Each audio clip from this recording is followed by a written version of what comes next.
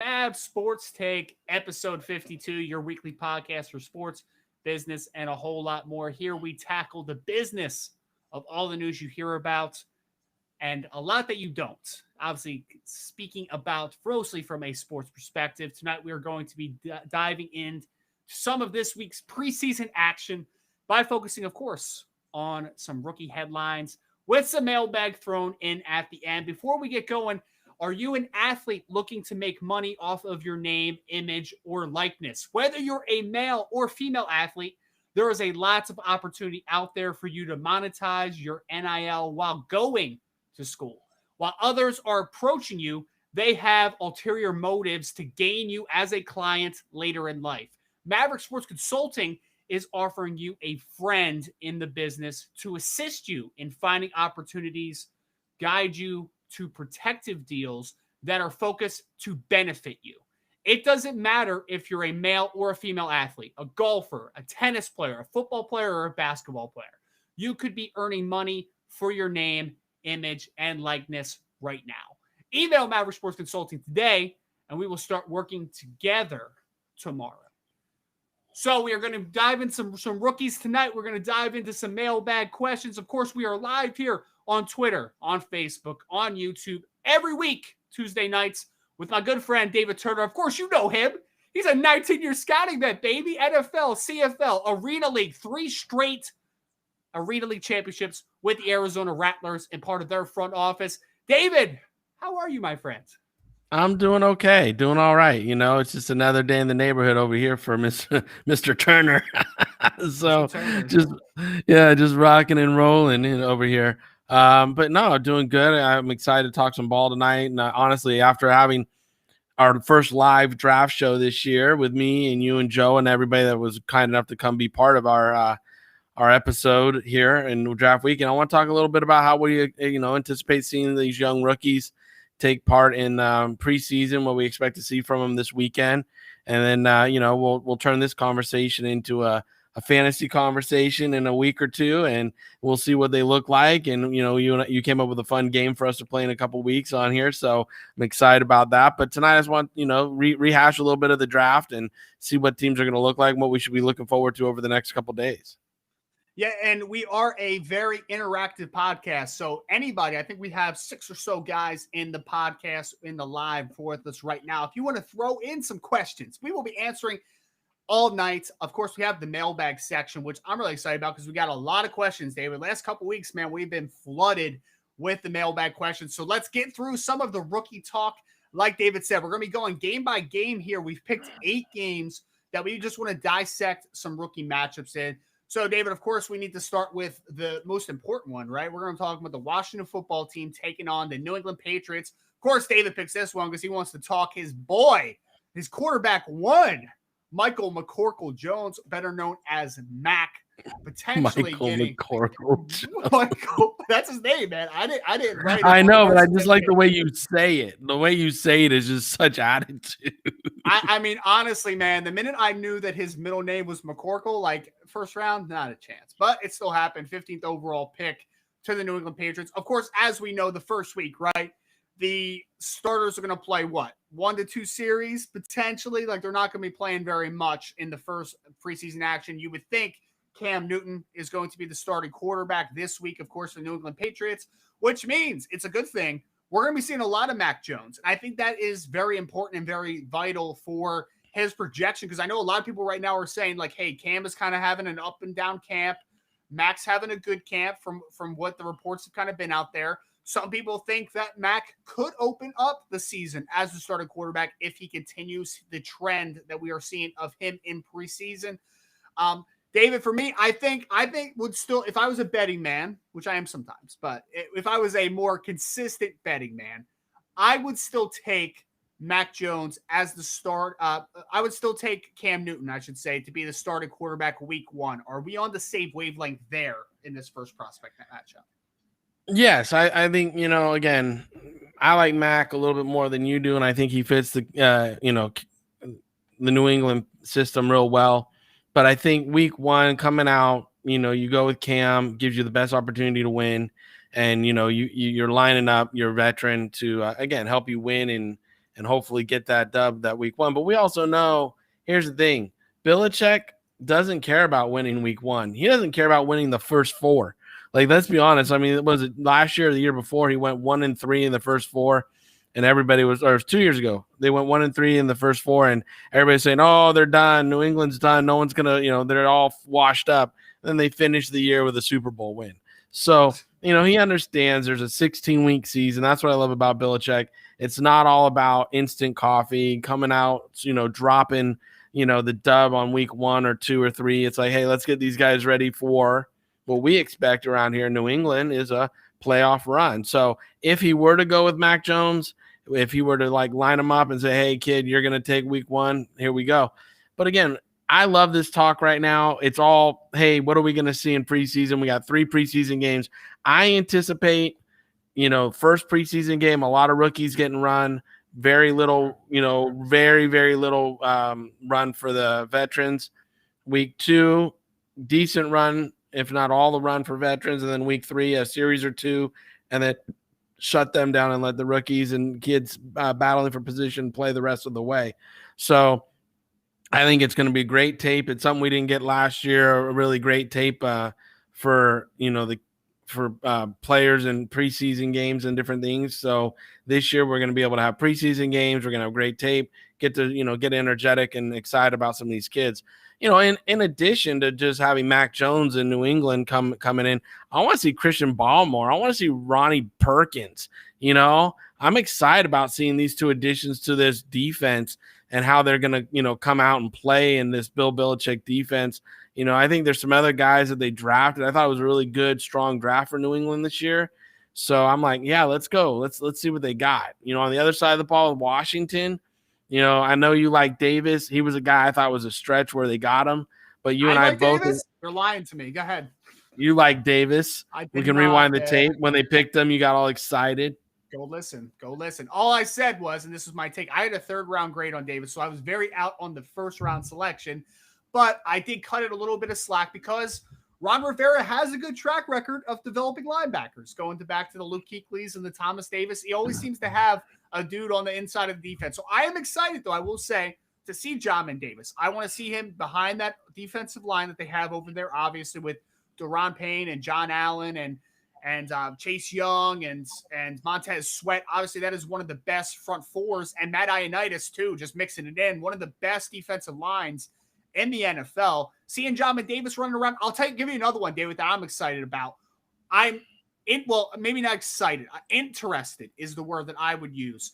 So at North Carolina, De'Ami Brown, the wide receiver, was used mostly in Phil Longo's offense as that vertical outside receiver who's playing strictly on a vertical plane. Like, he is running go routes, he's running posts, he's running comebacks. Everything he is staying on that vertical line, on that stem. Not much in-breaking route, not much nuance.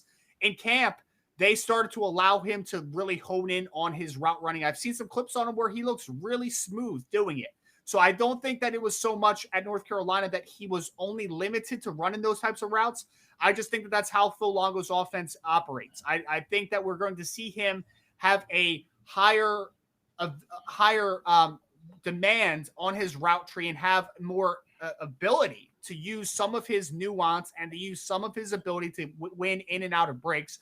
So I'm excited to see De'Ami Brown, because if they hit on him with guys like Terry McLaurin and Antonio Gibson, with Ryan Fitzpatrick throwing the ball around, I am excited to see, because I think that offense is going to be a lot better than some people think. Well, and on that note, I'm excited to see, Samuel Cosmi, who slid. We thought he would go a little higher than he did. Benjamin St. Juste, it was a favorite of ours. I want to see if he can come back from his Senior Bowl week and be the PBU machine that he was down there and break up. And John Bates, again, was the one I loved down at the Senior Bowl. Boise tight end, I want to see him come in and play a little bit. So, they really had 10 draft picks there in Washington. Thought they used them really wisely to address positions they needed. And again, they got Tony Shaka. Was it, how you say it? Shaka Tony from Shaka Tony. A defensive end that has a really good first step. William Bradley King, another defensive end that has a good first step. So, a couple guys late in the draft. talking round 7, where they picked up 2 defensive ends that I want to really see, and I hope they get a lot of run this weekend. And they could be really solid backups to Chase Young. And like you said, that front 4 that they have, I mean, if you think about hitting on a Tony, if he really pans out and hits for you late as a backup guy, I mean, now you're just reloading and giving your front line some breaks in between the 30s, and then, bringing him in, let him get a couple of snaps, and then boom, bring back the frontline guys. Wow. I mean, that would really give you a lot of versatility up front. We have our first comment of the night. David, this is a fun one, man, because Tyler Downey was actually my old next door neighbor coming into the chat with us, asking if we're talking some college football. Right now, Ty, we're going through some rookie matchups in the NFL that we are excited about. So that's what we're going to be looking at. He says he's a diehard Michigan State fan. Haven't followed them much this offseason. How's my team looking? We'll get into that. I think you have a question before us about Michigan State, maybe just the state of Michigan State football. That's going to be the second half of the show. Ty, if you have any questions about any rookie matchups for the preseason wise, or just rookies to keep an eye on throughout the preseason that you're excited about, pop them in and we can kind of talk about it. Next team that I want to talk about, next game I want to talk about, Dallas Cowboys taking on the Arizona Cardinals, David. So Dallas Cowboys already had a preseason game. And I don't know if you saw it, David, but my boy Micah Parsons looked pretty good. He looked pretty good, to say the least. And he had a fantastic first outing. For me, the exciting parts about Micah Parsons is why I had him as a top 3 player, not regardless of bump in positional value. Micah Parsons for me was a top 3 player in this class because we see it, man. He's 6'3". He's 245 pounds. He's a stupid athlete. I love your comp that you kind of gave him a little bit to Patrick Willis. Like, I see it, man. Like, it's so there. But the thing that I was excited about was the improvements that he showed just going into his first preseason game after not playing a season, and after only going into his 3rd year now of playing a true off-ball linebacker spot after playing defensive end in high school. The kid's going to be special, man. Seeing him play the way he did, seeing Rashaan Wright, who everybody ridiculed, the 3rd-round cornerback out of Oregon State, who I liked. I had a 3rd-round grade on him, and everybody's like, oh, that's a day 3 player. That's a late-round player. I'm like, let's see it a little bit, man. He got beat once during the preseason game, but he really played well, and he showed a lot of the ability at 6'4", running in the 4.4s, having the size profile and the athleticism profile. Excited about the Arizona Dallas Cowboy rookie defenders, and they'll be facing off against a guy in the 2nd round, Rondelle Moore, who I liked a ton coming out of Purdue. Now, he was coming off an injury, so he fell in the draft a little bit because he was assumed to be like, hey, he's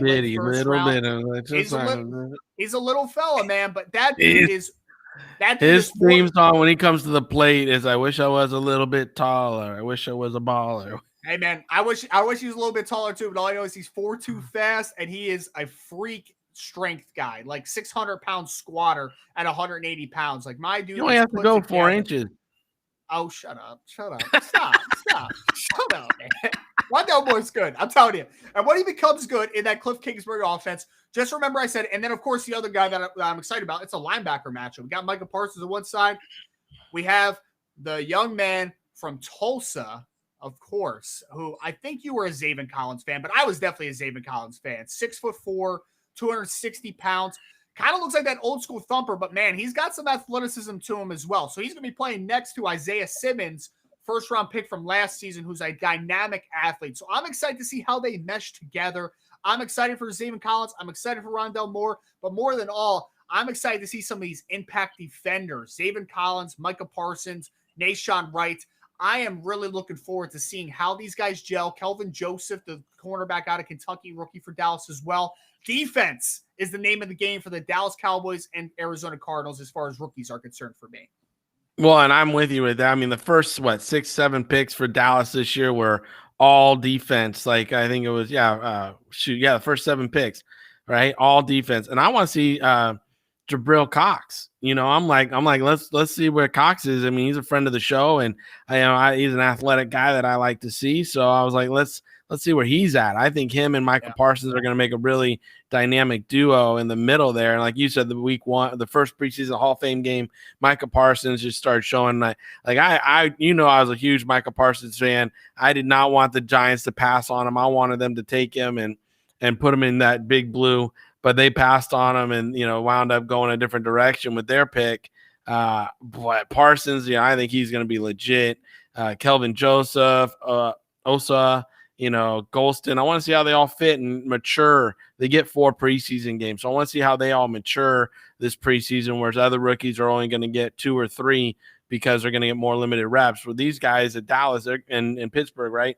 They got the 2 4 gamers, so they'll be able to mature a little bit, get a full preseason under their belt in my eyes.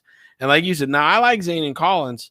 I like Zaven a lot, but I didn't know how he fit in this system. I don't get how he fits in the Cardinals system. Like when you and I, taught Friday Night Scout School last year, I'm a system guy. I want to know how a guy fits in the system. I don't see him fitting in their system. So I hope they do. I hope they've adjusted a little bit. He's a good player. I really like him.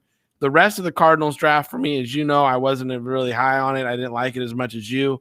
I thought they stretched and reached, and they got some guys that definitely had some injuries and different things in their makeup. So wasn't a big fan. And, the Moore kid, yeah, he's fast. I get it. But they don't have a lot of – again, I think they could have used a different player at that position.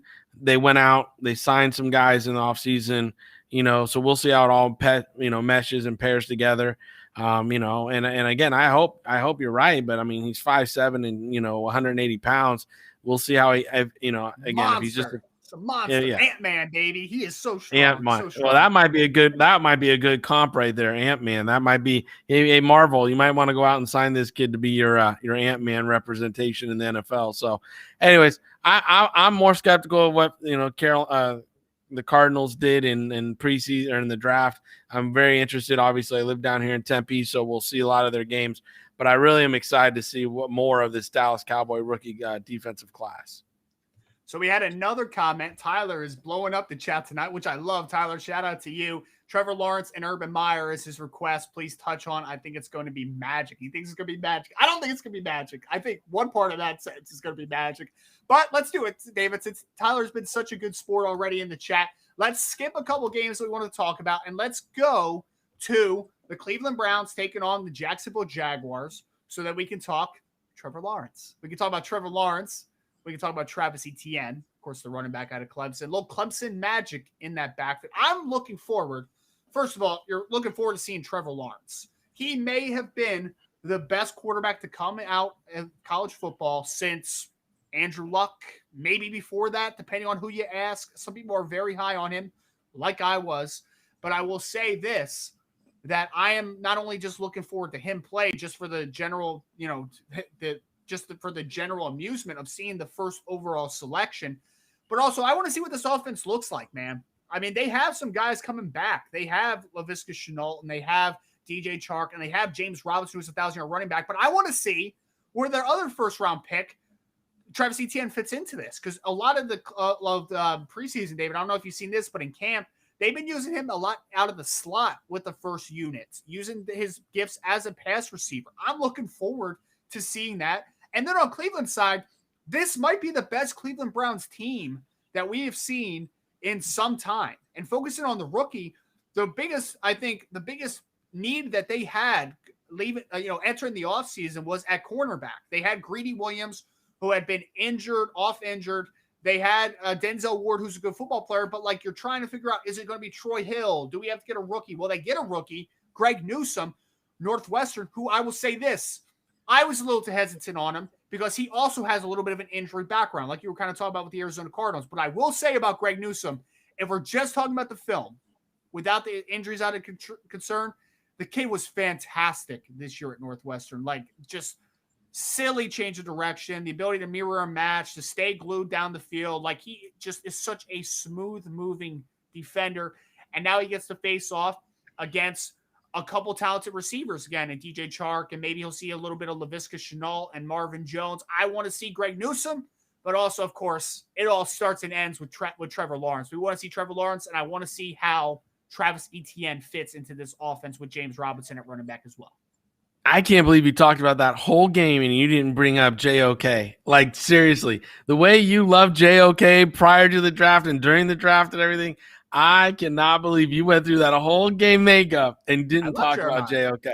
I love it, man. But if we're talking about, hey, we had the first overall pick in this game, we have a lot of excitement. Cleveland Browns, just excitement in general. For me, it's more about just the Cleveland Browns collectively. Like, I honestly can't remember more optimism in Cleveland. Like, are we going back to the Bernie Kosar years? Like, when was the last time that you felt this positive about a Cleveland Browns team? So for me, the whole outlook of the Cleveland Browns is the whole team collective. But I will say, Greg Newsome and, of course, Jeremiah Owusu-Koramoah, I think would have been a first-round pick if not for the late issue, obviously, of the heart condition that had to get rechecked, that we saw the big mess, obviously, with the combine medicals coming back late, with the actual testing events being delayed, being canceled, and then it just being a purely medical event. But I still would say I'm excited to see Jeremiah because I want to see you talk about scheme and fit. Where does Jeremiah Owusu-Koramoah fit into this defense? That he played in the 4-2-5 at Notre Dame. He played that rover position, which it's tough to project because for a lot of guys that's a big nickel. We don't see a ton of big nickel anymore. We're talking about true nickel corners that come into the game now. And if he nickel corners coming out, one linebacker's coming off the field. So can Jeremiah Owusu-Koramoah play that weak side linebacker so he doesn't have to come off the field a ton? I'm more looking forward, not even just seeing Jeremiah Owusu-Koramoah run around because he's a tremendous athlete, but I'm looking forward to seeing that scheme fit. How does the Cleveland Browns use him? I'm very interested to see that storyline as well. No, I'm with you on that 100%. And the other one that's interesting to me being in Cleveland is Felton, the running back that's at UCLA that we saw at the Senior Bowl, play slot receiver like you're seeing ATN do over there in Jacksonville. I want to see how they use Felton, if they're going to do the same thing with him up in Cleveland, if he's going to be more of a slot receiver, if he's going to take some reps in the backfield. How creative is that staff going to be with Felton? I think he was a great pickup. Pick 211, I think it was, way back in the 7th round, but he was just sitting there and they couldn't pass up on him. I thought Cleveland had a really solid draft. Again, up front, they got Schwartz, JOK, Newsome. Again, I wasn't as big of Newsome as you were because of the injury stuff, and I question if he's going to stay healthy, and to do a first-round pick on a guy who has those health issues is just talking from a person who's built teams before. I think that's kind of hard to do. But Tony Fields late, Tommy Toga, the big, yeah. He, I'm like I said, I like these guys. I think they had a solid draft, and to see them go, and now, obviously, we want to see Trevor Lawrence rip it. We want to see ATN run. I thought that was a great second pickup for him. Go get your quarterback. Then go get a guy that he's really comfortable throwing to, handing the ball off to, let Travis come in and be like, almost like a calming goat for him. I think it's going to be great having those two paired up. And then they go and get a long corner, and Tyson Campbell wasn't really strong on Walker Little at Stanford. Guy, didn't play a lot of football. So I was like, I don't know about this. But they came back. Apparently, not to cut you off, but apparently Walker Little has looked great so far in camp, just to put that out there. And again, if he stays healthy, I wasn't a Walker Little guy either. I wasn't a Walker Little guy at all either, but just saying, that's the kind of the buzz around camp. And again, I'm all about it. I just thought it was a flyer in the 2nd round. I think it was pick 13, number 45 overall. And he was a guy that, again, I thought it was high for him. I thought they could get him lower and invest in some other guys, but obviously Trent Baalke and Tom Gamble and, coach over there are high on him. And again, if it pans out and that kid winds up being a tackle, whether it's left or right tackle for you, and you got him at pick 45 and you have him for 5, 6, 7 years, good for you. Like, you took a shot on a kid that most people were out on. But then, you got Jordan Smith late, another defensive end. You got Jay Tufeli or whatever. Out of you did good. Tufeli, there we go. Out of USC a little bit later. So, an Andre Cisco, DB out of Syracuse. So again, they that's what I'm saying. Like, they put Jacksonville had a lot of draft picks, and they wound up, putting a lot together. I think they took 9 draft picks this year, And you know what? They had a solid draft. So I'm excited to see what they can do with everybody and this young, coaching staff. I mean, the coaching staff that Coach Meyer put together is pretty young. I want to see how they, the energy they bring to the table and what this defense and offense looks like now that it's going to hit the NFL. Yeah, I love that you hit on a couple of the defensive players for Jacksonville, the rookies, because I am so excited to see. I feel like I was higher on Andre Cisco than just about everybody. I know he was dealing with an injury, so he wasn't able to test in the pre-draft process. He wasn't able to show out on the field during the latter stages of his season. But we're talking about in 24 games that he played at Syracuse, 13 interceptions. Like, this kid is the definition of a ball hawk on the back end. I think he is going to pay huge dividends. And I've heard he's killing camp right now. If he's able to be the player that he was before the injury, that's a big help to the front seven, man. Because if he is a guy that can play that true center field role, that makes everybody in front of you so much better because you just have more flexibility to do things in your front and on the second level. Like, you just have so much more versatility that you can use. I'm very excited. Walker Little, I think it's very important. I wasn't a big Walker Little guy, but I think it's very important because Cam Robinson has been a very hit or miss left tackle so far. So if Walker can develop, could be big for them. Got a couple more comments. Love the interaction tonight, man. Adrian said, I also want to see a healthy Grant Delpit for the Cleveland Browns. Yes, of course, second-year player. Grant Delpit out of LSU is a fantastic player at LSU. Obviously, he fell to the second round due to just kind of an uneven junior campaign there at LSU, despite getting first-round talk throughout most of his career when he was playing.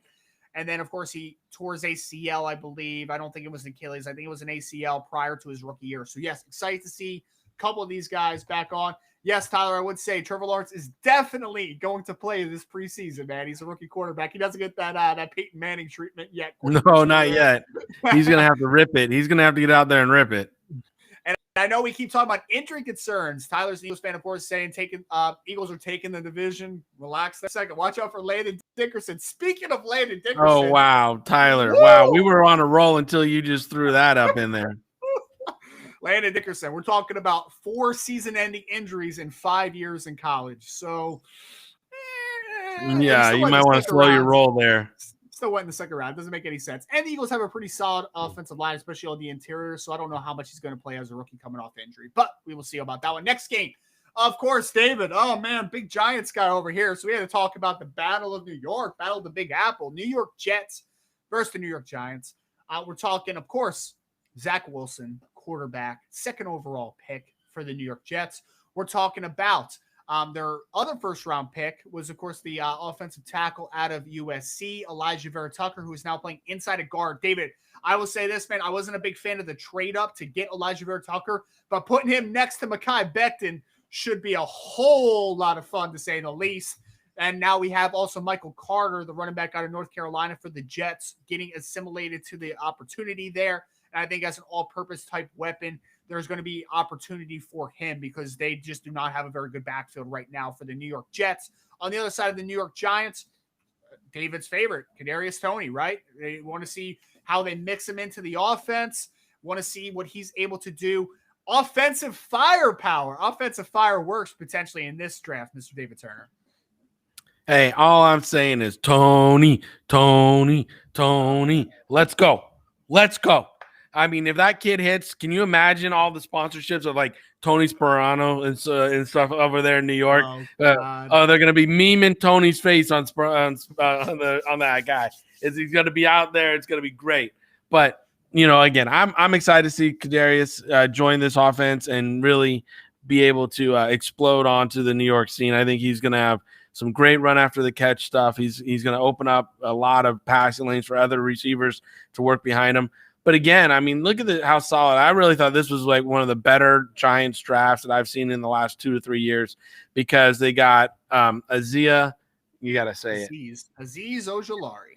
There you go. Azeez Ojulari from Georgia, a guy who we all pegged in like maybe late first round. They picked him up at player 50, 18th pick in the second round, if I'm right. And, he's a defensive end, stand-up linebacker. We're not sure where he's going to play. I think he's going to be playing more on ball, stand up linebacker for them, rushing off the edge and stuff. And then they come and get Aaron Robinson, one of our favorite players, Ellison Smith. I mean, this was again, Ellison Smith to me is a 6 technique. Fits right in what they're doing with that 34 front now. I think he was a steal back in the 4th round. I really had a 3rd round grade on him. Thought he would go in the 3rd with his length, his Senior Bowl practices, everything. So, I was really excited. 40-plus inch vertical at 6'6", 260-plus pound. Absurd athlete explosiveness. Yeah, and then they got one of my favorite centers out of Florida right after the draft. Yeah, I thought they stole him in free agency. So I give a lot of credit to Dave and the crew over there at Big Blue. I'm excited to watch and talk to them about them with Patricia Trainer. She invited me to do some post Giants game stuff with her so I can talk more Giant football, which I'm excited about. And again, let's talk the Jets. They had 10 draft picks. I thought they did pretty solid with their draft picks. For me, though, I didn't like the Zach Wilson trade. Again, it was just a situation where they're getting a rookie contract over and above the Sam Darnold contract they had to pay him. Vera Tucker, again, neither you or I like to trade up to get him. Does it look solid up the front? Yes, it looks solid up front. But to trade up and get a guard and give up what they got, what they had to go get him was something I was skeptical of. We'll see how it all pans out. Again, I'm never against saying I was wrong. I just don't know if that was worth the money, the value to go get him. And then, Mr. Moore, Mr. Carter, talk about putting some firepower, on offense there. I think both those guys are going to be, dynamic for this Jets offense. So, again, I'm really excited to see what they did. I really think that, they're going to be able to, build off of this draft class moving forward. They've done a really good job putting themselves in position if Zach Wilson pans out. If he struggles, if he doesn't, and Sam Darnold goes down to Carolina and rips it up, that's going to be the storyline for Joe Douglas. Yeah, and I forgot to mention Elijah Moore, very talented wide receiver out of Ole Miss for the New York Jets. And it's going to be a big role, too, because originally I was thinking, hey, he's going to mix in with the slot. Obviously, he's going to be a playmaker for them. He's a second-round pick. I thought he was going to kind of learn a little bit from Jamison Crowder there in the slot, though, and mix and match with those guys. But now, apparently, Denzel Mims might not make it out of training camp. So does Elijah Moore play a little bit outside with the speed that he has? Do they kind of work and mix and match? Does he play more like a Z receiver spot than a true slot role? Like, I am excited to see what happens down there with the Jets because, hey, Joe Douglas, Robert Saleh, I am a fan of what they have done as far as the drafting over the last couple of years, what Joe Douglas has put together. So I'm excited. If they hit on Zach Wilson, then it all looks good. But that's a big to be determined. Next game, we want to talk about, David. If we want to talk about, I'm going to try to be nice here. I'm going to be nice. All right, let's be nice. Seattle Seahawks didn't have a first-round pick in the Jamal Adams trade. You traded for a box safety. Let's get off of that for a second. Their first pick on a team that has pretty good wide receivers, DK Metcalf, if you heard of him, Tyler Lockett, if you've heard of him, pretty good. They decided to draft Dwayne Eskridge with their first pick in the second rounds, which, okay, wasn't a big fan, though, overall of the Seattle Seahawks. You know what pick I was even less of a fan of was the Las Vegas Raiders drafting Alex Leatherwood in the first round, offensive tackle out of Alabama. Wasn't a big fan of it. I will tell you what I'm a fan of, though. They got a couple really nice safeties. They drafted a ton of them, but I do really like the kid out of TCU, Trevon Merrick, and I do really like Tyree Gillespie. I thought Gillespie, where they drafted him, was an absolute steal. So I think they shored up the safety position. I think they shored up the back end, but man, they drafted a lot of safeties, and they drafted a guy that honestly, I knew he was going to go in the first round just because he was a 4-year starter at Alabama, has played multiple positions, started this many games, hits the size thresholds. He was going to go first round, but no matter where he went in the first round, it was going to be a reach, in my opinion, as far as what the tape is concerned. I did not think that Alex Leatherwood was a first-round caliber player on tape, and I certainly, David, did not think that he was a top 20 player in this class. No, and we were our jaws all dropped on the show. I think there was a moment of silence, and it wasn't for a good reason because we were all stunned that Alex Leatherwood was the 17th pick overall in this year's draft, with so many other players on the board that could have went in front of him. and that probably would have done more justice. And then to come out of the draft, like you said, with so many safeties, it was just like head scratching. Like they needed some help on offensive line more than Leatherwood. And they just, again, they passed and they kept taking DB after DB. And, while we love Gillespie, I think he's a good player. I think he's going to turn into a really good player. Nate Hobbs, the versatile DB out of Illinois, who I found 2 weeks or 3 weeks prior to the draft. And I was like, that's an Oakland Raider right there with all his measurables and testing numbers and everything. But again, it's just like all these players, I don't know how they're going to fit. So it's going to be interesting to see how they use them, put them to use over there in the Oakland secondary, and then see how the team looks up front, offensive line wise. That's something that, again, Leatherwood, you hope pans out for him. You hope Ryan and I are wrong. It's not likely we are. Usually when Ryan and I are on the same page, we're pretty dang right on it. But Leatherwood ultimately is going to kick in and to play a guard somewhere in his career, much like we had to do with Robert Gallery when I was there. We tried him at left tackle, and then eventually we kicked him in. He had a really good career in Seattle at a guard position, and that's ultimately what's going to be Leatherwood's, versatility going inside. He could probably even play center with his size and, his strength. I just don't see the length for him to be a outside tackle, capable player. But that's just me. We'll see. And over on the other side, yeah, I'm usually a huge fan of what John does up there in Seattle and Trent Christian and them. I just don't know what they did here. Like, Dwayne, a short little Western Michigan wide receiver that, again, had a great Senior Bowl week, ran good routes. I think he's a high character guy, if I remember right.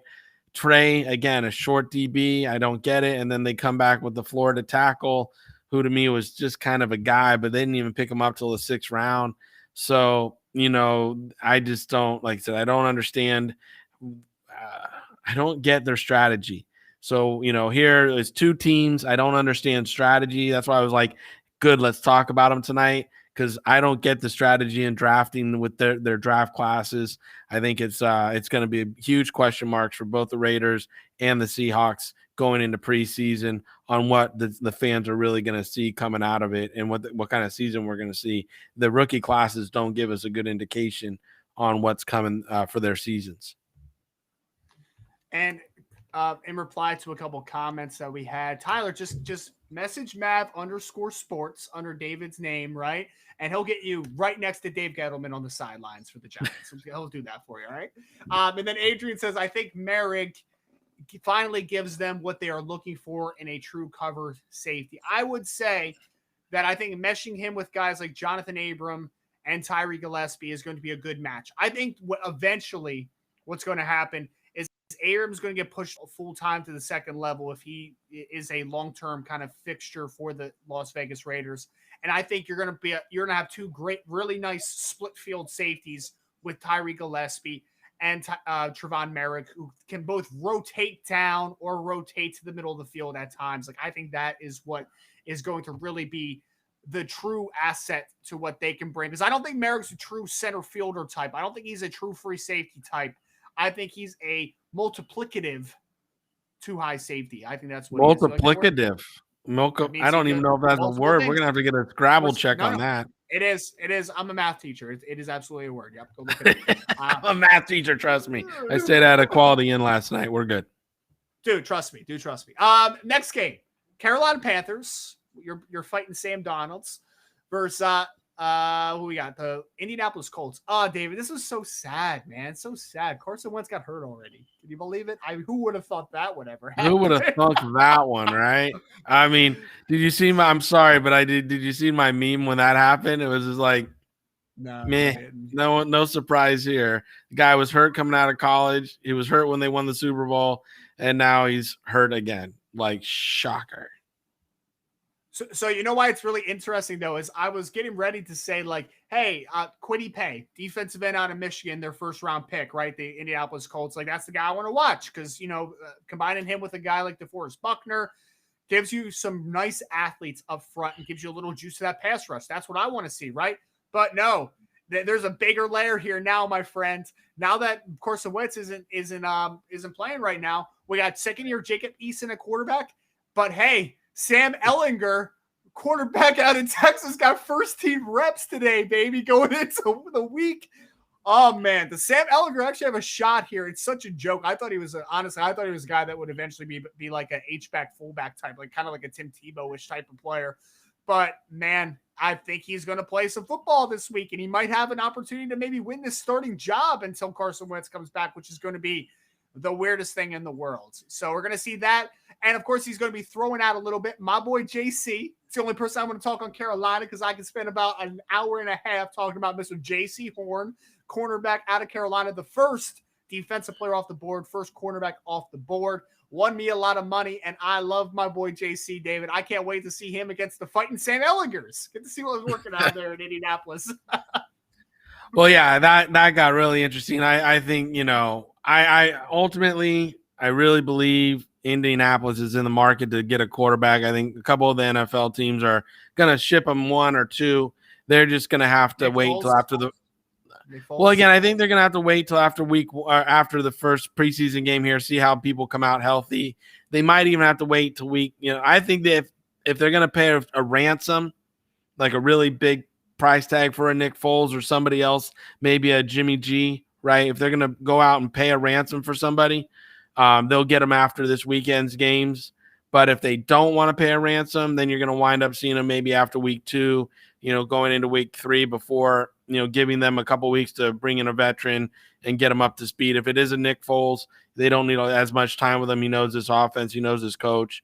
He knows what's going to happen there. So I think that's going to be interesting. And again, I think for Indianapolis, I'm excited to see Kwity Paye, Sean Davis. I want to see these guys compete and try to get upfield and win jobs. I like when guys are competitive and trying to win jobs. The Vanderbilt defensive end, measurable wise, really interesting. Deo, I thought, okay, let's see what he's got. I don't know about Granson, the Southern Southern Methodist tight end. I don't know him as much. And Sean Davis, the DB from Florida, I like him, think he plays with his hair on fire. But again, I don't know how he fits the system. For me, this was not a typical Indianapolis draft. So it's kind of interesting to see how they approached it. I want to see how these pieces fit into a team that's already pretty solidified. If they just had a good, solid quarterback, they could get, I think they could go a lot of places. So very interested to see how this draft class pans out for Indianapolis. Again, I got a little question mark, not as big as the other two that we just talked about. I got a little question mark here.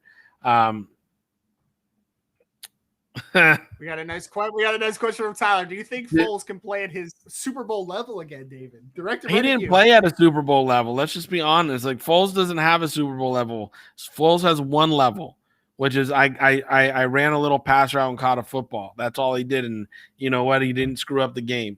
So I don't think Nick Foles won that Super Bowl for him. I think the Eagles just, had a really solid team that year. They all came together. Got it done for the organization, for that city of Philly.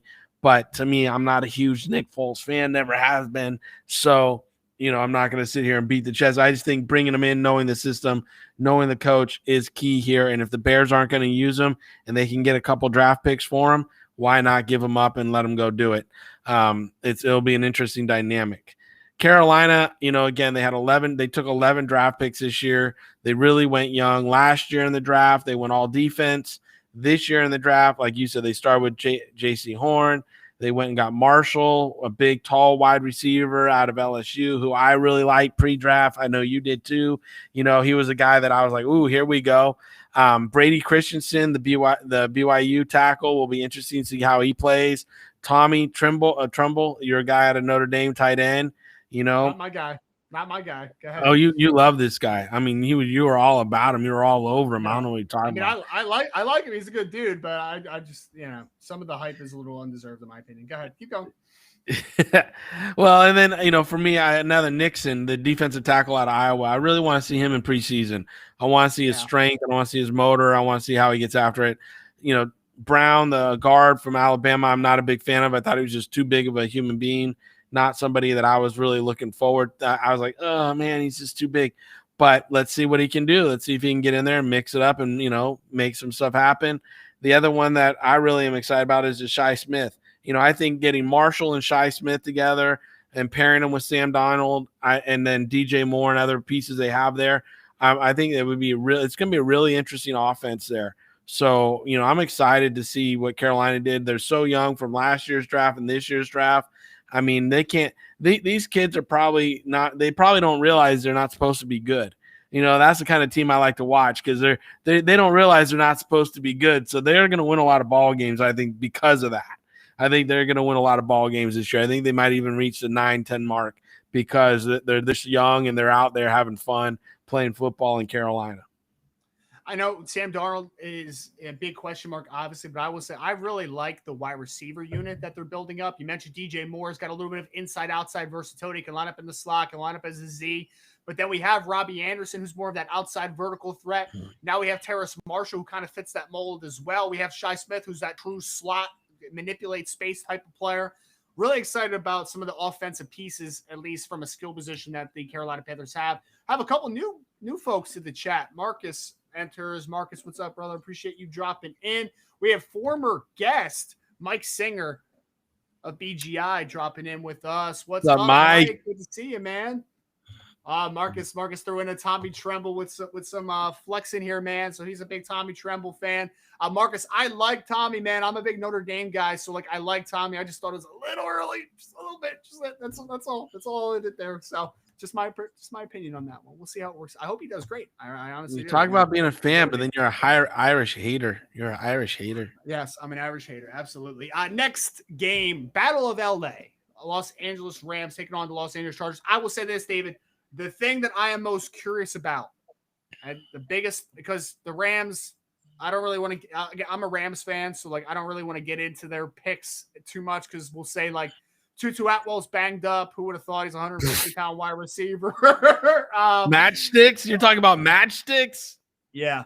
But the part that I really want to see, is we have, of course, left tackle now for the Chargers, Los Angeles Chargers. Still weird to say. I still want to say San Diego. Los Angeles Chargers.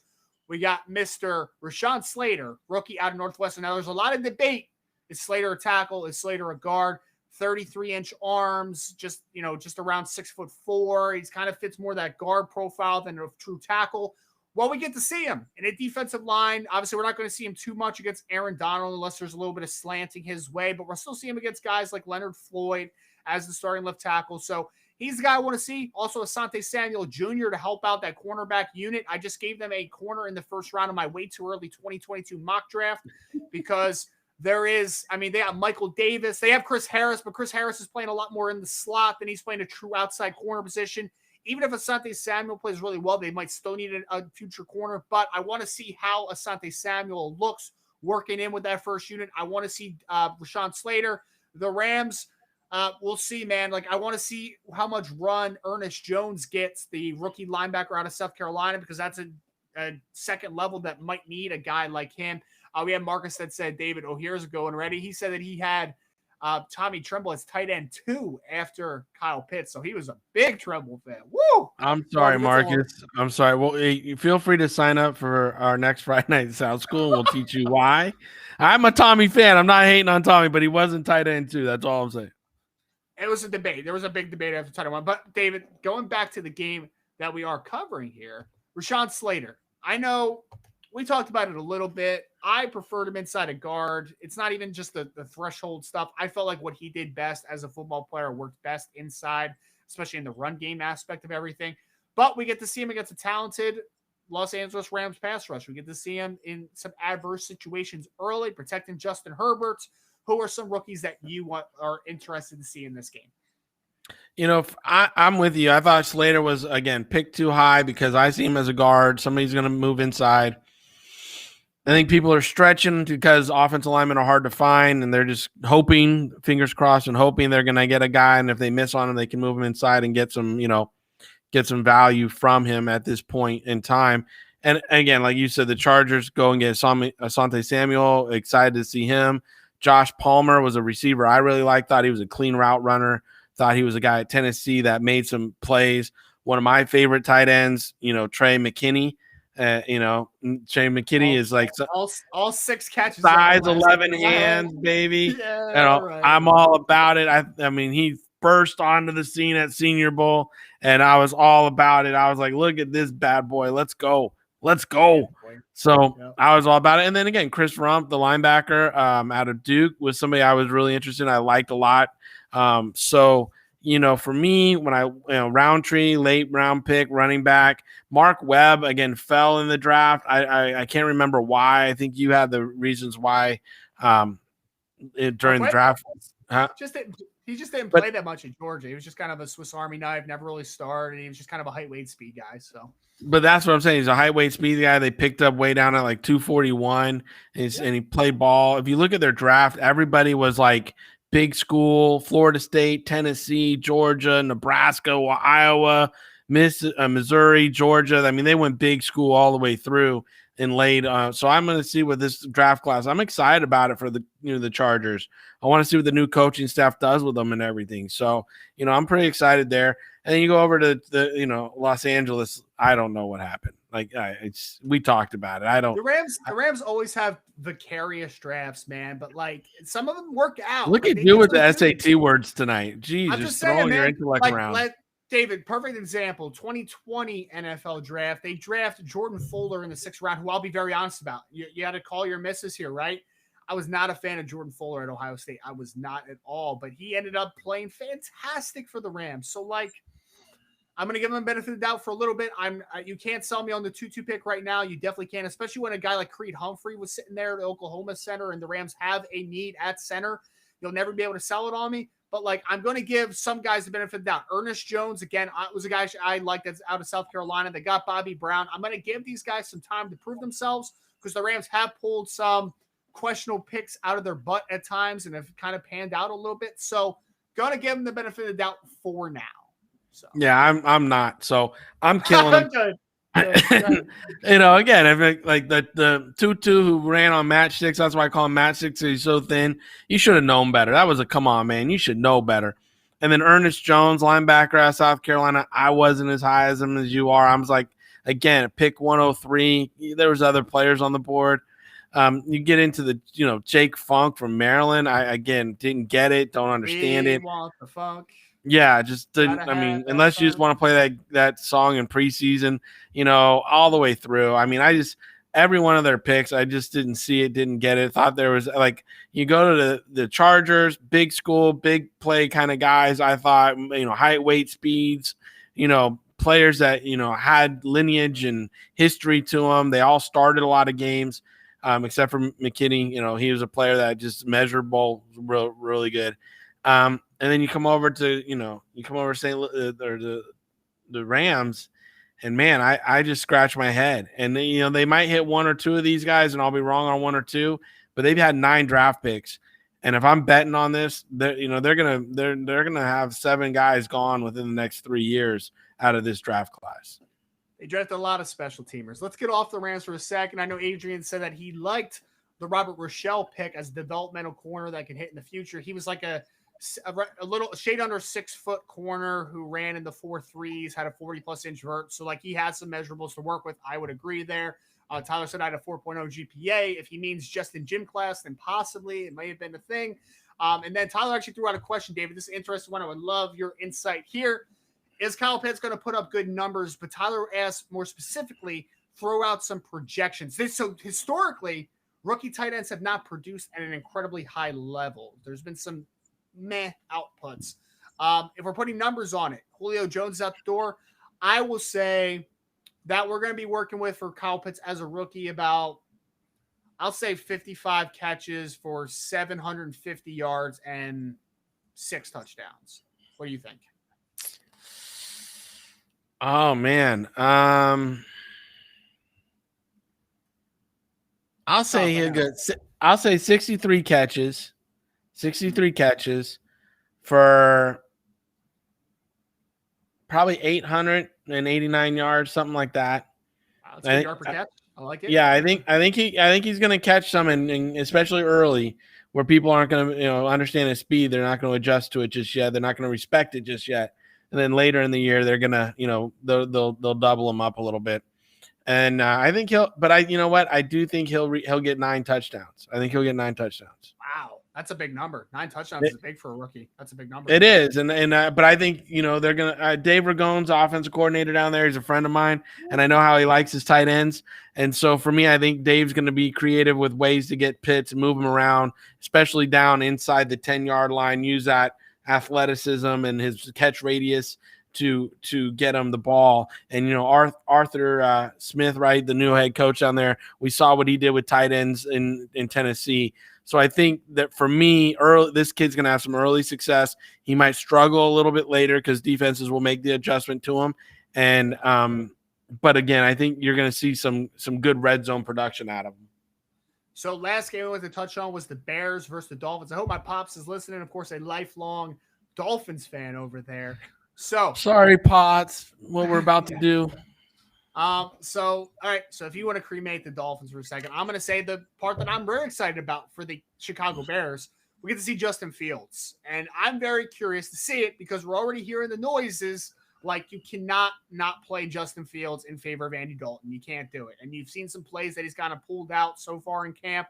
Justin looks good, man. He looks really good. I agree. I don't think Andy Dalton can stop you from playing Justin Fields on a Bears team that's not that good. Like, I want to see Justin Fields play football. So I am excited here, David. Justin Fields is the main cog. It's the main piece that I want to see. We also got guys like Tevin Jenkins, who I was a big fan of that I could not believe fell to the second round to the Chicago Bears. Apparently he's playing left tackle, which I'm not a big fan of because he was a right tackle at Oklahoma State, and he was a damn good one, and he's got a little bit of shorter arms. So, like, I don't love that too much, but I think he's a damn good football player. And I'm excited to see Justin Fields this week. Like we were talking about the Giants having a really good draft this year and looking like a Giants draft, right? Dang it, this Bears draft. I mean, come on. They did a good draft this year. Now, I'm not a huge Justin Fields guy. I think he really struggles reading defenses. But again, they got him at pick 11, and that's a great value. And they're outside the top 10 money to get him.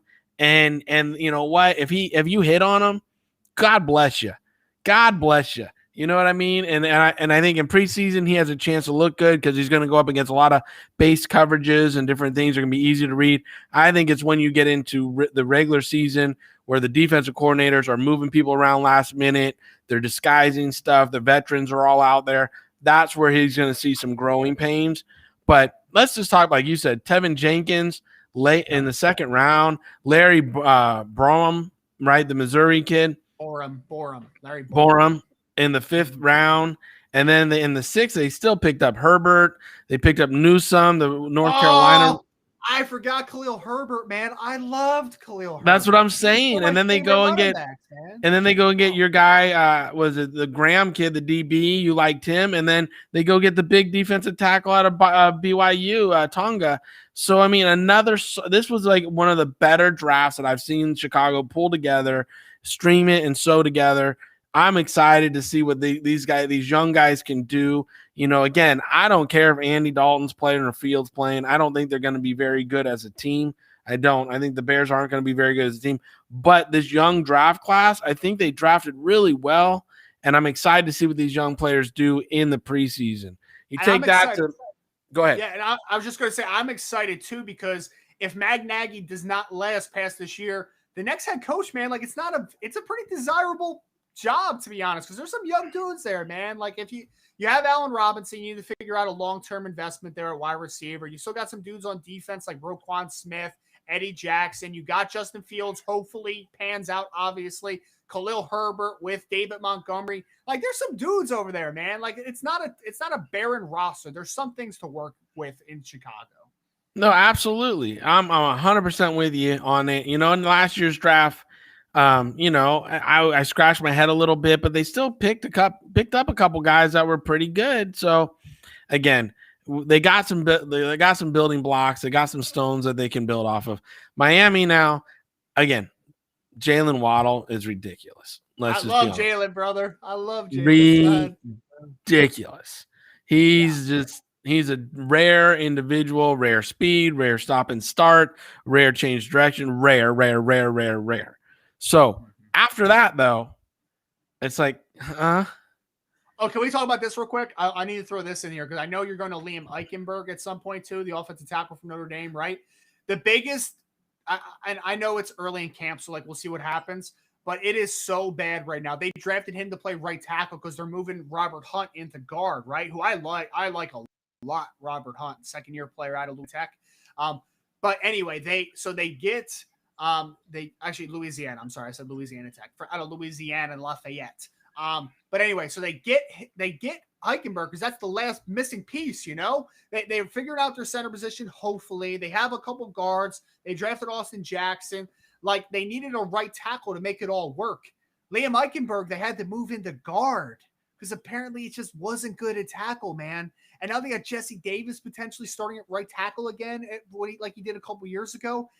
Eichenberg not being able to play tackle is a bad thing for this team, man. It's a really bad thing. I'm sure he'll be a good guard. I'm sure he will because he's technically sound. He plays physically.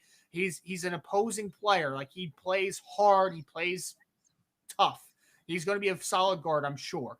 But the fact that he can't play tackle is bad for the Miami Dolphins. It's really bad. No, and I agree with you. I think Eichenberg, again, when I saw him, was at Senior Bowl, and I liked him and stuff. It was at guard mainly. I thought he took some good reps and he could get you out of a game at tackle. But, where I like him is guard. I think he's going to find a home there and be a really good player. I thought Hunter Long was an interesting pick for them. Again, they already had a tight end there, and now they go get Long, and they already added Waddle. So I'm like, what's going on? Jalen Phillips, again, like him, just don't see him as a fit with the defense. I like Jalen Phillips. I think he's a monster, but I just don't know his fit with their defense. That's all. I'm anxious to see what the fit is. So, and then Dokes, the running back, I think is an interesting pick late. So again, I'm interested to see how they're building. Last year's draft class, I gave them like an A on it. I thought they did a great job, bang up job. The only thing I didn't like is they drafted Tua out instead of Herbert. I wanted them to take Herbert, at that fifth spot, but they wound up passing on him and they got Tua. So we'll see if Tua pans out and what it looks like for there.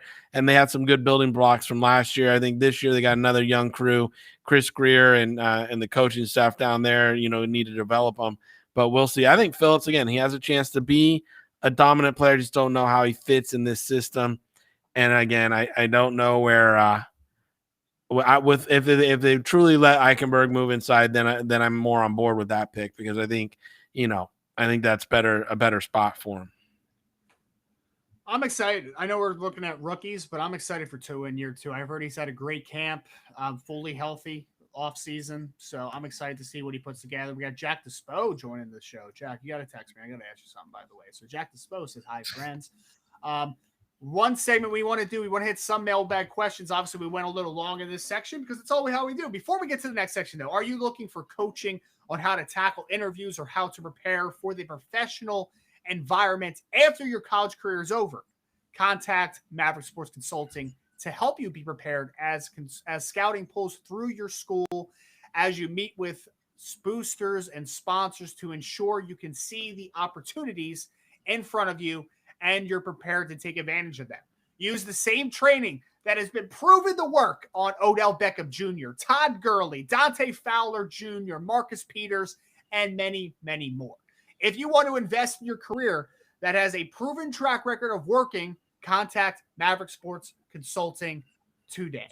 Jack Despo, hope you are doing well as well, my friend. Doing well as well. That's very clunky, but yes, I hope you are doing extremely well. David, I want to get to some mailbag questions, man. We had a lot of questions. Going to try to get to as many as we possibly can.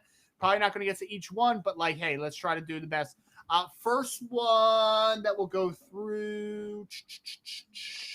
Man. Oh, here's a good one. All right. So Mitchell T. Wolf on Twitter asks, should versatility be considered a trait when scouting prospects? Should versatility be considered a trait when scouting prospects? So I'll start here, David, if I can. Is versatility a trait? No, versatility is not a trait. Versatility is... So, we're talking about the ability to do multiple things, which is fantastic. That makes you more valuable.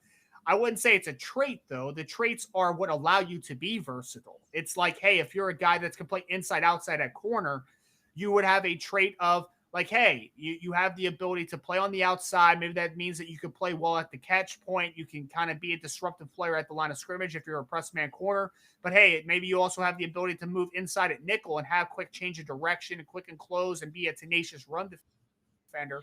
So you can do things. So that's the traits that allow you to be versatile. But being versatile is not actually a trait, if that makes sense. Did I sum that up pretty good, David? Yes, I think you did. Because, again, being versatile isn't a trait. It's ability to move around and play multiple positions. Traits are height, weight, speed. Traits, yeah. Right, the traits help you be versatile. They help you be versatile. Exactly. You that's exactly it. All right, so we had another question. Hussam asked, do you love me? Hussam, I'm not answering that. Next question is, Tyler asked that he was in the chat before. He said, Roberts, will Michigan State be able to take that next step? They won 3 Big Ten championships in the 2010s and got bounced out of the college football playoff semifinals in 2015. What will it take for them to reach that next level of winning a college football playoff game, and how long will it take? A lot of questions there, David. Wow. I don't know if you keep up with Michigan State football too much. I will say, I think it's going to be a little bit of a road for Michigan State. Right now, Ohio State is dominating that conference. It's a little bit of a mixed bag. We've seen, years where Wisconsin is the team to beat. We've seen years where Northwestern, like this past year, where they're a really a tough team. Indiana's had their spurt this year.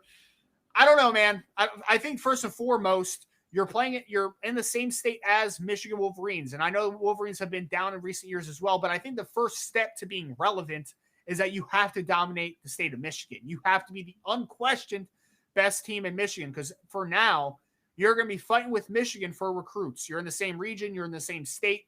You have to lock down the state of Michigan to begin with here. I think it's going to be a little bit of a long road for the Spartans. I don't know if you have any insight on the Spartans, David, or if I should move on. No, I'll 2 seconds too real quick is I think Michigan State's got a long road to recover. I think, they used to be one of the top programs in the country, and they still have pride and tradition there.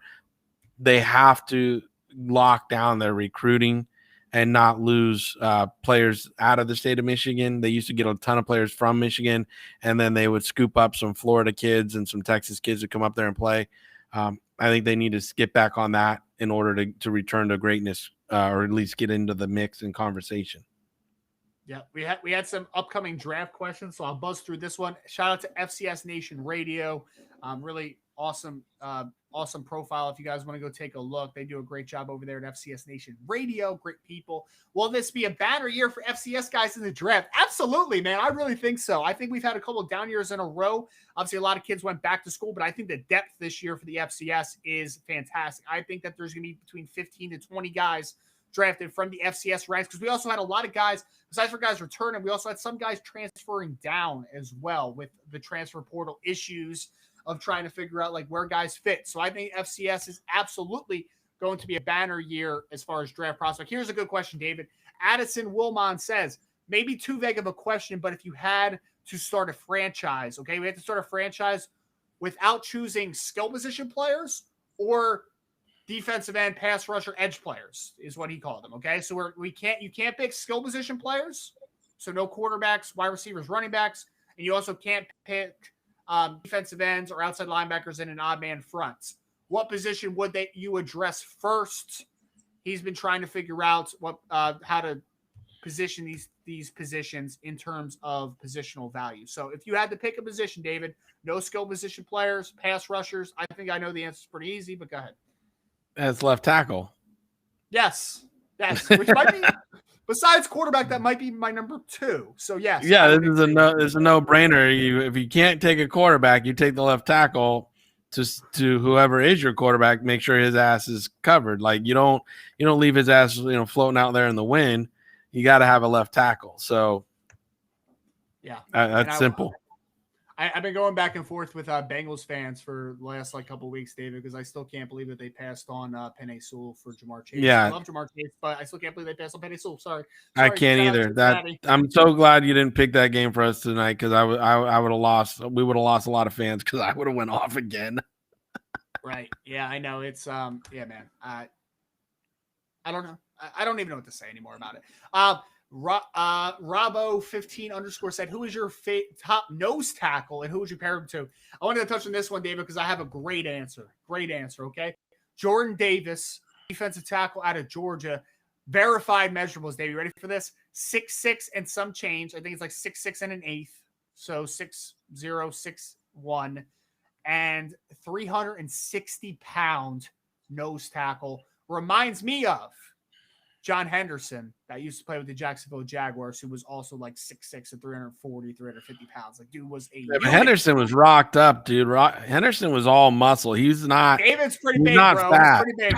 Now Davis really isn't like I thought he was going to be just like this sloppy dude. Go look up a picture of him, man. Like he's got some good weight on him. He's not really like just this pompous fat ass nose tackle. Like he's got an okay body to him. So Jordan Davis reminds me a lot of John Henderson.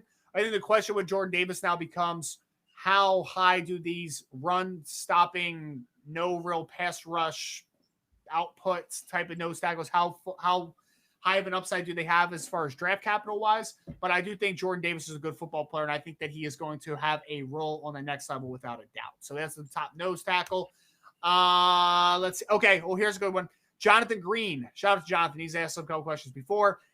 Is it all but a foregone conclusion for the Houston Texans to take a quarterback with pick 1, assuming they like anyone that much, or could they go Thibodeau? Because once they're finally able to trade Watson, they'll have enough capital to be in the quarterback market. So question is, David, this is assuming, and it seems like Deshaun Watson's days are over. When everything is kind of figured out, he's going to be traded. Is it a foregone conclusion that then if the Houston Texans do have the first overall pick, which it looks pretty likely with the roster right now, is it a foregone conclusion that they go quarterback, or are you a favor of, hey, if maybe I go Kayvon Thibodeau, defensive end out of Oregon, I start to rebuild what is a terrible roster? It's gonna depend on what they do in free agency. Again, it all depends on what they're gonna do in free agency. You know, with Nick Caserio coming in from New England, and possibly Cam Newton being available, or even Fitzpatrick being available because he's only, I believe, on a 1-year deal there in Washington. You know, there's going to be some guys next year that hit the market. I don't even know. I might be wrong on this, but I think David Carr might become available next year.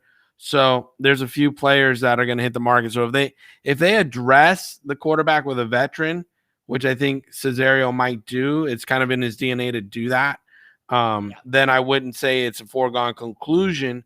They would take a rookie quarterback, number 1 overall. Thibodeau might be the guy, so they would have a young defensive stud come in there and help out the pass rush and stuff, and build a nice Texans defense around the pass rush.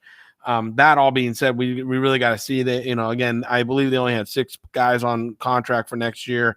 Most of this team is going to be turned over 2 years in a row. So it's going to be a hard fought battle down there for Nick and his crew to get this team turned around in any kind of fashion.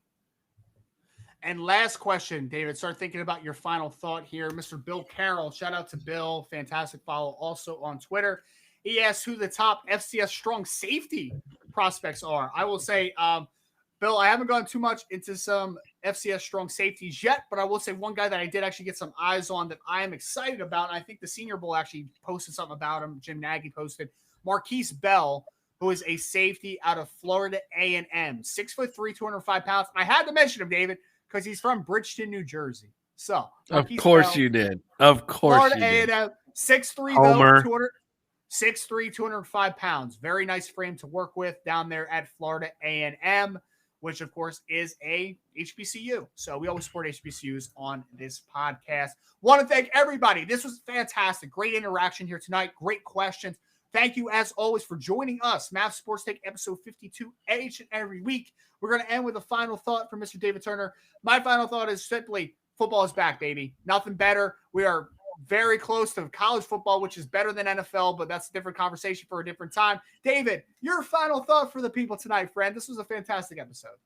No, thanks for everybody. Again, the interaction, the love, the support you guys give us, and showing up on a Tuesday night, week in, week out. 52 episodes in now.